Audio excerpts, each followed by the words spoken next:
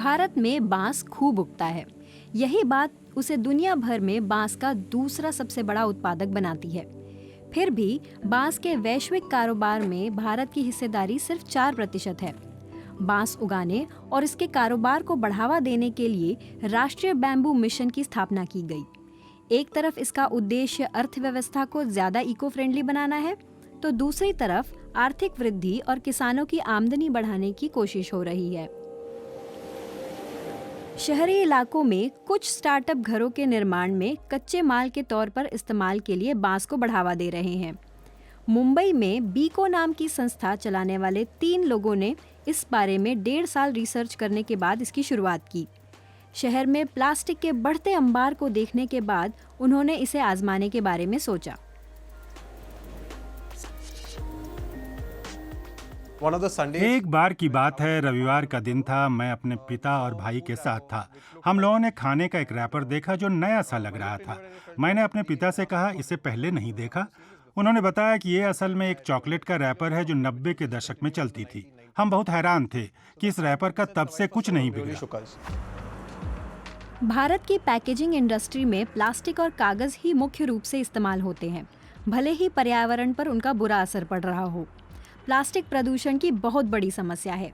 देश भर में सड़कें हों या बीच, सब जगह प्लास्टिक की भरमार है। भारत में पैदा कुल ठोस कचरे में से 1/4 से भी कम जमा और प्रोसेस किया जाता है। बड़े पैमाने पर जंगलों को काटे जाने की एक वजह कागज उद्योग भी है। अनुमान है कि भारत की 1/3 जमीन खराब हो गई है। जमीन को ऐसे पौधों की जरूरत है जो उसकी मिट्टी को फिर से बेहतर बना सकें। ऐसे में बांस बड़ी भूमिका निभा सकते हैं, प्लास्टिक और कागज के विकल्प के तौर पर भी और जमीन को उर्वरा बनाने के लिए भी। ये 100% ग्रीन प्रोडक्ट है। इसकी मैन्युफैक्चरिंग पूरी तरह ग्रीन है। ऐसी कोई चीज नहीं है जो पर्यावरण को नुकसान पहुंचाए। प्रोडक्ट और substance that is used that will harm the environment.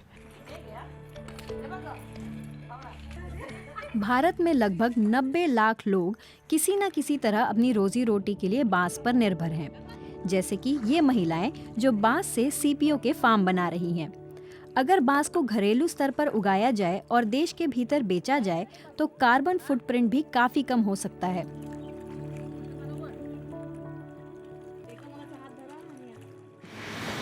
2018 में सरकार ने बांस उद्योग को बढ़ावा देने के लिए $20 करोड़ की मदद दी।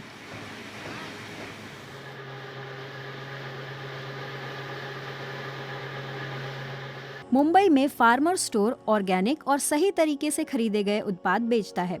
बढ़ती जागरूकता के साथ ऐसी चीजों की मांग भी बढ़ रही है। निश्चित तौर पर ग्रीन उत्पादों का इस्तेमाल बढ़ रहा है।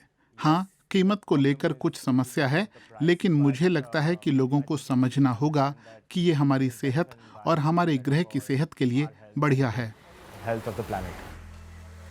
हाल के महीनों में बीको की बिक्री 30% बढ़ी है। इससे संस्थापकों को उम्मीद है कि ऐसी और पहलें शुरू होंगी और इनके लिए समर्थन और स्वीकार्यता में इजाफा होगा।